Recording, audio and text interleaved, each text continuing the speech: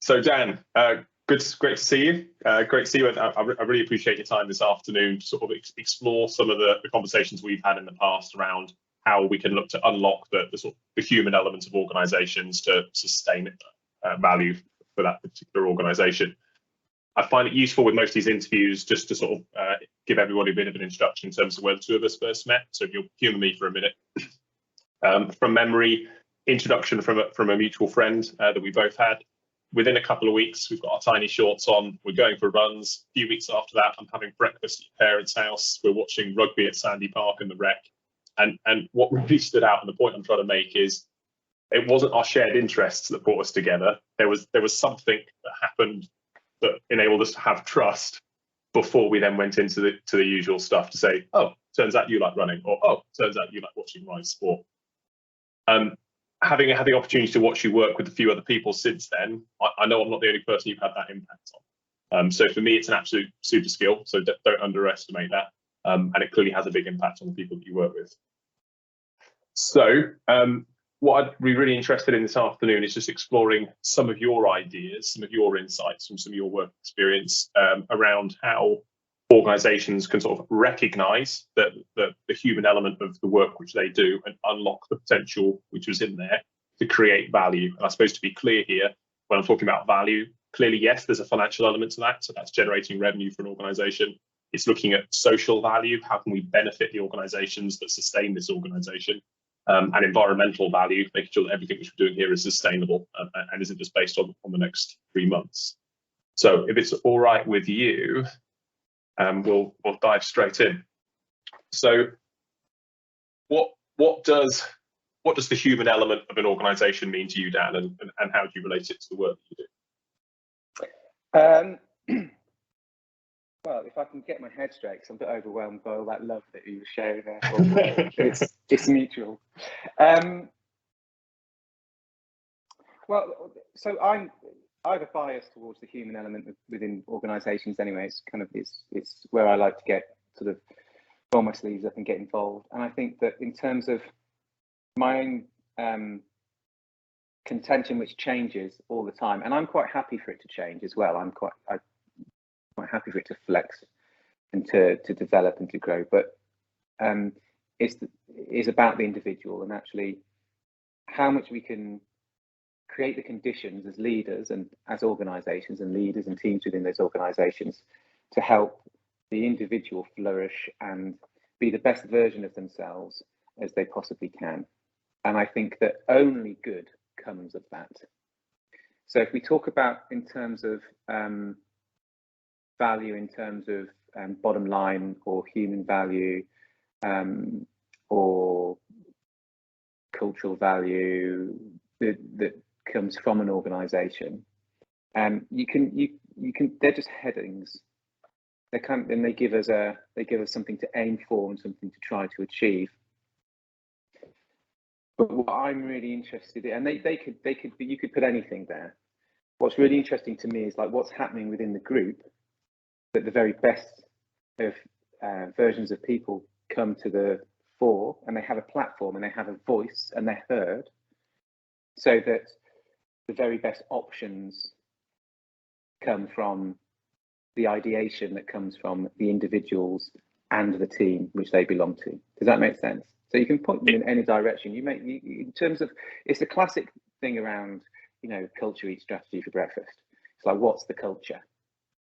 So if you want to achieve something, if you want to add value, how do we go about adding value X, wherever it is? But in terms of, go on. So are you telling me that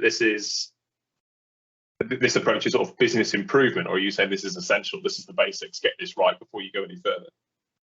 Both. Okay. Well, if you were a startup, I'd be saying this is the way that we should go. If you're a business that I'm coming into and we're having a conversation about change and making change, it's about engagement of the people. And I think that it's about actually one of the things that I was talking about there. I think one of the critical things that organizations miss, and they miss it because of the individuals in the organization a lot of the time, is creating the conditions for people to be heard, for people really to be heard, so that people have a say in terms of what direction the team or the organisation or as an individual that they should go in. It's so let me give you an example. Go on. No, well, off. I should say it's interesting that you use the word the environment for people to be listened to rather than people to be heard, and that might sound like semantics, but it's not just saying, well, we told everybody it's an open door policy. This is actually saying, I've heard your message, I've understood it, this is what we're doing about it. Yeah, so small but important difference. Right, so this is the critical thing. Yeah, so I said it's important to be heard, for people to feel that they're being heard. Feelings are the most important thing. We were just having a conversation about all sorts of different things before we started this, and we talked about rugby, and we're talking about the state of the world, and we're talking about all sorts of other things. Feelings are the most important thing, because that's what people act on if we want to make any change, which is constant within any organisation, any ecosystem, any individual. Then we've got to think about feelings. We've got to think about how people feel about something. So if you're being heard, if you really feel that you're being heard, it's exciting, it's encouraging, it's empowering, and it's also when you feel like you're being heard. If a decision is made which isn't what you were suggesting or is counter to what you're suggesting, as long as you're heard and you can understand and see that that's being heard, then that's okay for most of the time, you know, unless it's really serious life and death stuff, which is, you know, obviously different.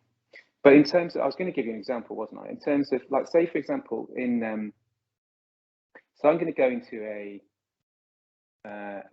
multinational manufacturer that everybody would know in a few weeks' time, and I'm going to work with a senior leadership team, and it's going to be around vision and purpose, and what they will expect. And I will do some of this, but what's expected often in those situations is that a consultant will come in and create the conditions for the leaders to really connect to purpose, and it'll be their individual purpose alongside with the purpose of the organisation, and also their team within the structure of that organisation. And there'll be vision work on what do we want to achieve. And once the purpose is really formulated, then, you know, hopefully that'll be down nice and concrete into a one sentence sort of paragraph, which then we can pick out of that. We can put some values around that, and then once you've got the values around that, we can, out of those will cascade behaviours, and that gives us the language and the code to communicate across the population in terms of what we kind of want to, what sort of behaviours that we're looking for, which is in alignment with our values and our purpose, so that we can achieve this vision.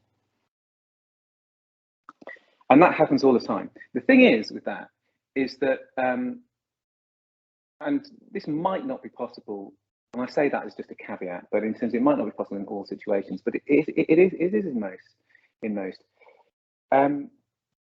Often that's the way it works, but the vision is often just used as a catalyst to get all that other stuff coming, get the ideas flowing around the purpose and the values, and therefore the behaviours. So what I'm suggesting is just go and ask your people. Go and ask your people, what do you think we're doing really well? And not even that, like, what do you like? What do you like seeing? What do you think is really good? How, you know, and also what is it we're not doing so well as well? But mainly just like, what is it you're seeing that you think really works in our favour? You know, in terms of, for them, in their position, because that's where they're an expert. Doesn't matter who they are, whether they're sweeping the floor at night or whatever it is. For them, what do you think, you know, is going really well? And what do you like seeing? What's all the good stuff? Go and collect all that good stuff. And you know what we get there is lots of behaviours. So we can identify the good behaviours, and if we can identify the good behaviours, they will show us, because of the collective, what the value should be, because out of those behaviours there'll be themes, And out of those themes, you can go, actually, these are the values that are really held high by our people in this business. And out of that, you can create a purpose that you're all aligned to, and a vision as well that you can, so that you can communicate. And you can tweak it for the necessity of the operation environment at the time and for the great change that you need to make. But essentially what you're doing is you're reflecting back to the team, to the organization, what they already really hold of value. And if you do that, then that's being heard. You know, just that communication piece is really being heard. And that shifts morale and momentum and motivation and all the rest of it. Does that make sense? It does. Maybe there's something around here around trust, because I can think of a few examples of organizations where you walk into the door and painted in 6-meter letters is, these are the behaviors which are important to staff here. I'm telling you this is important. And that, whether those are the most important behaviors or not, it's forcing it. It's saying this is how you must act if you work in this organization, versus what are our strengths, what are our gifts, what are we collectively good at, and those inform the behaviors. So that's you're not looking for evidence, you're looking for the behavior itself, and you can't argue with that because that is the truth. Yeah, well, it's behavior breeds behavior, and it just builds, and it's the same as, I often look at, I'm a Liverpool fan, and I'm really blessed that Jurgen Klopp is the manager of Liverpool, and because I look at him, I've always looked at him with a discerning eye in terms of the work that I do, and I'm like, this guy's just something else, and I think it's because he's got the human touch. I know a lot about that club because I'm a fan, and I can just say, he totally turned around the fortunes of that club because he's effervescent, because he's got the human touch. It's contagious, It's like a cough in the theatre. Everyone starts coughing. It's like, if we're behaving in particular ways. So when as a leader you find out through really listening and having the human touch and engaging, what's really working here? Okay, so that's really, you might not, you might know already, but you might say, oh, this is really interesting. I've discovered something that I didn't know here. This is like, through this inquiry, actually, this is what's going really well. So that's what we need to keep encouraging, and that's how I need to start showing up to them as well. And just by showing up in that way, then we're starting to build something which is natural, which is a natural movement. Yeah. So if you think about it in terms, so you talking about accountability. So let me try to sort of make sense of this in terms of accountability. If you want people to be accountable, then it's also in terms of that messaging, and as a leader as well, it's kind of, it's unlocking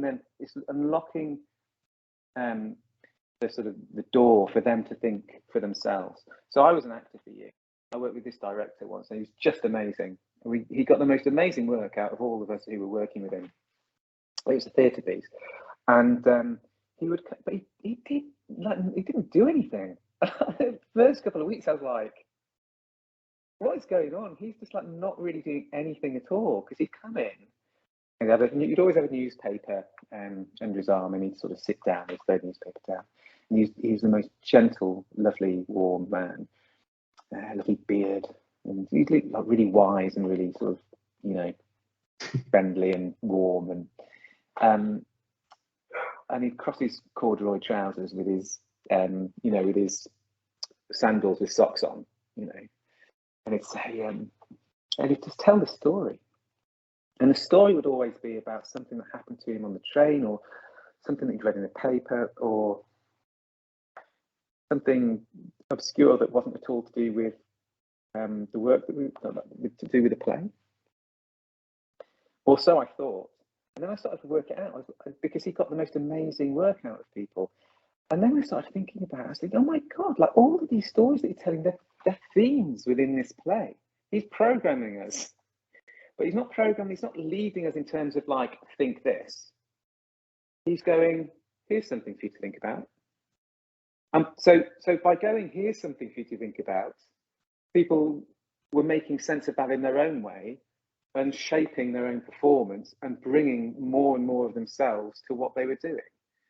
So it was really like canny and really fantastic. So it's that thing about how to, if we think of it in pulling, about how can you pull the best out of people, and by pulling the best out of people, often it's by trusting them to be accountable for their own actions, by creating the conditions for them to be their very best, because that is, you can't not. It's seductive. Once the environment, the conditions are created for you to give the best of yourself to something, then the accountability piece is nothing to be frightened of. It's always, let me tell you about this. This is what I've done. This is what didn't work. This is what did work. It's about, this is what I want to share. The story of how I did this. That's really interesting, because I can think of a couple of things that happened to me in the last week or so, whereby that freedom, that you're giving people an opportunity to think about this through their own life experience, that terrifies some people, and I'm being clear here, terrifies some leaders. That to give people that level of ambiguity and giving them that trust is difficult for some people, and especially when they've been conditioned for extended periods of time that I'm the leader, I need to be seen to be lead, I need to set the vision, I need to put the structure in place, people need to follow me, because that's what leadership is all about. So no, go on, finish. I've got No. I'm giving you an idea to explore there. Well, let me explore that. Thanks, Dave. So let me explore that idea for you. So it's really interesting. I was talking to some women just the other day, and I was in a sauna, and it was me and some other women, and not other women. I'm a man, but I've got you. It was me and some women. Keep going. And, just getting caught up in that. Yeah, so it was interesting because we're all similar sort of age. I'm 46, and the ages kind of were like 40, close to 40, and then probably about 5 years older than me, top. And we were all reminiscing about the good old days of our youth. And I said, what's really interesting is when I've been out for a drink, and I live in Dorchester, so when I've been out for a drink and stuff, I don't really see many young people, really. I'm saying, and the caveat is, I've got 2 kids and etc. So I hardly ever go out. But I was saying, when I do, don't really see that much young people. I knew that some of those women had teenage children. So what do they do nowadays? Because when we were younger, you were like in the pub from sort of 15, 16, 15, younger if you were a girl, if you looked older. And I said, well, because I often go into pubs and there's lots of signs saying, under 26, you're going to get ID'd. So I was saying, are they going out? What do they do? And that opened up a whole kind of nostalgia trip, which everyone has stories when they were young, and this happened and that happened and this and this and all the rest of it. And it was brilliant. Everyone was just high on kind of nostalgia, sort of pheromone or whatever it might be. And then one of them said, yeah, this is one who had teenagers. Yeah, I think, actually, yeah, they should be able to, there should be a place where they can go and we're talking sort of 16 to 18 here, I'm not talking. And yeah, where they can go and maybe they can, there's sort of lower alcohol, and maybe, there's people who can keep an eye on them and it's for a certain time and stuff like that. And it's amazing because I was just like, 2 minutes ago, you were just telling me the best story, the best night of your life, and you were telling me you were 16 in it, and this happened and that happened. Now, I'm not for one instant having a conversation about the age of legal age of drinking, but as they were now 40-somethings who were mothers, who were leaders with it and had a responsibility for the safety, it was like, oh, but yeah, but if they do have this, maybe we can just they shouldn't be able to have that. Let's just do it this way, and let's start to contract and restrict rather than just go for your life. So in terms of put it into the leadership context, is how do we guard against that? How do we guard against sort of suffocation or just holding back rather than letting people go for it? And when it comes to, I know something you wanted to talk about in terms of sort of entrepreneurial mindset as well. It's like, how do we create an environment where people are like, this is what I'm bringing, like, this is what I'm bringing, not this is what I'm bringing, because I know that David, my leader, he wants me to bring this, not this. And it's like, how do we create those conditions? And it is all those things about trust and accountability. But it's easy to be accountability if you're excited, if you're like this is what I'm doing, and it's and I'm going to bring it, you know, and there's, you know, I trust myself to do it, and the environment is there. It's difficult for you, David, because you work in engineering, but in terms of, so there's obviously restrictions there, but even within that framework, within that context, within that operational environment, where is it that people can go, oh, let's do it this way, let's do it that way, let's do it another way? Well, let's explore entrepreneurial behaviours maybe within an engineering context, because I think that's really quite apt. But your point there, what my gut was telling me is, it's a thought experiment. If I were to take myself out of this situation, what would I want to happen? So if you can remove yourself, the liability, the risks, the structure, the decision-making process, take yourself out, how would you design this blank sheet of paper? There you go. You talk about ideation and, you know, creativity and all those sorts of things. So I used to be an actor, as I said.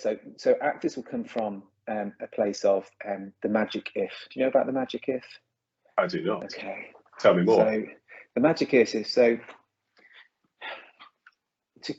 if I'm going to be able to create this character, portray this piece of work to the best, I need to engage my imagination, and I need to really, and acting is all about truth rather than lies. Okay, so that's the first thing to understand, because it's not about pretending to be something, it's about being something. Does that make sense? I'm with you. Keep going. Why are you laughing? I'm laughing because that's where I can see where I think this is going is way left of field from the usual environment I work in. This is a good thing. This is a good thing. This is a good. Yeah. Okay. Well, that's what we love. Okay. So, you know, that's what's interesting, right? So, so if I were, whatever the right term, you know, the Prince of Denmark in whatever year, and I'd just seen the ghost of my dead father and my uncle sleeping with my mum, and etc., etc. If I was that person with all of these, what we call given circumstances, yeah, which is the situation and everything happening, how would I be? I speak these words, and if I wanted this to happen, when I speak those words, when I say this next piece of language, how am I? What am I seeing? What am I being? Who am I trying to affect? What is it that I'm doing? So it's the magic if. You just, you know, you have to sort of build an empathy for whatever character you play, and that's by understanding the situation that they're in, and then saying, if it was me, and then that's how you build the character then how in your portrayal. So in terms of within businesses as well, in terms of it's being able to is having those questions to hand, which include the magic if. You know, so catalytic questions which are a catalyst for lots and lots of ideas or inquiry into lots of different areas to gather more and more information.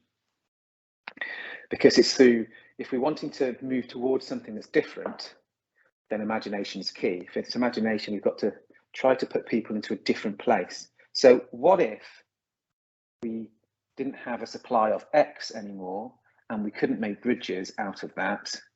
Yeah. Not what would we make them out of, but what would our bridges potentially, what could they look like? It's like, oh, right, boom, you know. And it's really interesting because I think you'll find this as well, but I do in my experience, because I've always, there's been a pattern of working, probably because of the way that I think and the way that where I come from. I've got a pattern of working with lots of technical people and engineers. Once you get engineers into a space where they remove straitjacket, the work straitjacket of their role and their position, and then they can shift into a different conceptual space.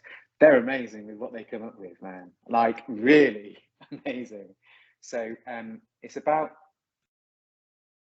you've got to know the rules of the game for entrepreneurial sort of mindset and being an entrepreneur within an organization. You've got to know the rules of the game, because there's things you can and can't do depending on what your operational environment is. But once you've got that framework established, it's like within that, it's like how do you create those magic if moments? What if and if? What's the possibility of? How do we start to think differently, to do things differently? And I think that that's something that is what's interesting is for somebody like me, is that's my natural mindset always. I'm disruptive naturally with a loving heart, but I'm disruptive. I look back at the pattern in my life and I've always sort of gone, well, what's the counter to that? What's the other way of doing things? I went to a school where you could do what you want, you could wear what you want, you could smoke at my school from 14. So the drama school that I went to wasn't, you're going to be this sort of actor. It was, you be the actor you be, we're going to give you all these different things to explore. And that kind of approach, it comes very naturally to me. But if you're not that way minded, then it becomes more of a habit that you need to build. We've all got it within us, but as a leader in engineering, for example, it might be something to remind yourself of, right, this is something I'm going to employ to engage with my people, or this is something I need to do, a lens that I need to see this piece of work through. Does that make sense? It does, and I think this is really interesting, and this might just be me as an engineer. So this is definitely an area I'd like to spend sort of 5 or 10 minutes on before we draw it in. So listening to you speak, you know, whatever engineering discipline you're within, that straitjacket is standards, it's maths, it's making sure that if X, Y, and Z happen, then this structure is still in place, this asset, this piece of infrastructure is still, it's still safe for the end user to use. So there is that I don't know, it's almost a spectrum between sort of risk management and risk aversion. You know, somewhere there is still risk within whatever this thing is, whatever aeroplane part you're manufacturing, there's still risk present. But we need to get get the product to a point where the factor of safety is high enough that society says it can go into use. And that means that structure, that conceptual structure which engineers have, that's not a straitjacket, that's a warm, comfortable blanket which says, not I can hide behind this, but this doesn't have to be perfect. This has to get to the factor of safety where society says it's okay. And to deviate outside of that is terrifying, because that is the space that as soon as you go into formal education, you are told that's the dark side of the moon. Nobody wants to be there. That's where people get hurt. So what I'm interested in thinking about some of your work experience, how do you take a group of engineers or other disciplines, how do you take them from that process to, well, what if steel didn't exist? What would this bridge look like? How do you do that? Because that's huge. No pressure. No, that's okay. In terms of, what's the question in terms of, because it's easy to do that within the room for me, because it's just by asking them to do things differently. It doesn't mean that but in terms of within an organization for them to start thinking, it's about, that comes with an accountability piece for themselves again. So because they're the experts. So let me give you an example in terms of, so the other week I did some work with a big construction company, and again it was senior leaders within this organization, and all I did for the start of the day, I was part of a module in their program, and it doesn't matter what we were doing, but all I did at the start of the day was I removed all the desks and I threw the chairs around and they walked in one by one, and it was like they just looked at the space and went, what's all this about then? And everyone was like, it's going to be one of those days, is it? It was completely out of their comfort zone. And I didn't even throw them around so they're upside down, which is something I might do. but it was just literally the chairs were sort of, the day before they'd been on carousel, round tables, squidges, sweets, water, notepads, all the rest of it. I was like, no, we're going to just have an open space and put chairs everywhere. And it was just a massive kind of shift for them, which is fascinating because they're all brilliant people. And for me, it's the most natural thing in the world. It's like, oh, great, amazing, right. This is playtime. This is creativity. What we're going to do here. This is really exciting. So it's an acknowledgement. So you've got self, you've got others, and you've got your operational environment. It's an acknowledgement of, it's an understanding of self, understanding of others, and understanding of the operational environment as well. In terms of so how do we, so as in terms of relating to the concept of doing things differently or looking creatively or the magic if. So if one is an engineer, it's the same as anything, you know, it's a lot of it's habits. So you break the habits. What I was doing in that instance, I was just breaking the habit.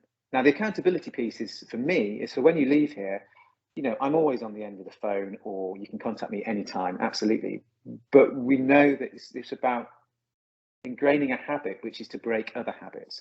Because once we're stuck in the groove, we always just go about our business. That's actually the warm comfort blanket, and that's the safety piece. That's the thing about this is where I stay. Stay in your lane. Stay in your lane. That all, you know, all that kind of stuff that actually is, you know, keeps us safe, but you know, is restrictive. So it's about what habits do you start to create for yourself to give yourself to expand a little bit and bring a bit more of yourself to that particular role. And this isn't, I've got to stress as well about kind of going, oh, I invented this new version of myself today and it's really profound. This is actually, you know, I talked about straitjackets. I said, you know, to get you out of your straitjacket. Well, people put on their jackets every day to go to work and it becomes a straitjacket. Because what happens is people contract, they don't expand. And we want people to expand. I want people, so this comes back to the start of the conversation when I was talking about Jurgen Klopp as well, when we're talking about the human touch. This is the human touch, because often the expansion isn't becoming more. Often, and it is a lot, which is brilliant, but often the expansion is just the version of you that's outside when you don't put your work jacket straight jacket on. Just bring that version, because that's really human. And what being human is, it's about being relaxed, it's about being open, it's about being loving, it's about being caring, it's about being carefree, it's about play and excitement and joy and all of those things. And what do those things do? They change the chemicals in our brain, and the chemicals in our brain change the emotions in our body, and sometimes vice versa. I don't know, I'm not a doctor, so don't quote me on that, but they can work different ways. You know, changing the way you feel physically can change the emotions, and can change the way that you think. Changing the way that you are looking at something can change your physicality as well.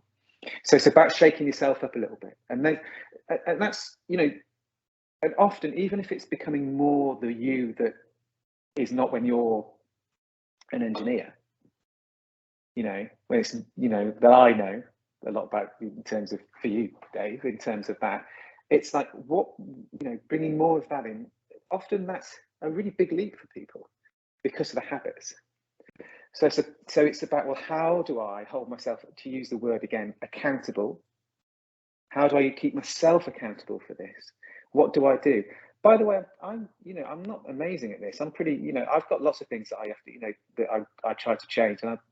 And I sometimes for me, the accountability piece, I have to share it with people. This is what I'm going to do. Or back in the day when we were doing a lot of running, my accountability would be, I've paid for that now. That marathon, I've paid for it. So I'm holding myself accountable because I can't afford to run a marathon with 3 mouths to feed and this, that, and there. It's like, this is whatever it might be, whatever it is that however you hold yourself accountable, and that's, you know, get an accountability coach, no matter who that might be. So can you make sure that you check in with me on this, because I need to keep doing this. And I think I encourage that all the time, because the things that will make us, will expand us, the things that make us bigger and better are often really scary, even if it's a simple thing of like, I'm going to be more comfortable when I walk into a room with loads of chairs flipped upside down. But in terms of just more comfortable chaos, then that's it's a big deal. So that's where you need the sort of help as well. But that's again, so it's the same. It's all the same words that we're talking about today. It's trust. It's so there's your accountability. If you talk about entrepreneurial, working in an entrepreneurial way, it's about being open to different ways of working. Again, not being constrained by the habits that are ingrained in terms of how you go about your role, which again is really difficult for engineers. I've been an entrepreneur all my career. I've had successes, I've had failures, I've had all sorts, but you always have to be open. You just have to be really open. I think you sort of summed up the last 45 minutes better than I could. But the one thing you didn't say, but is definitely stuck in my mind here, is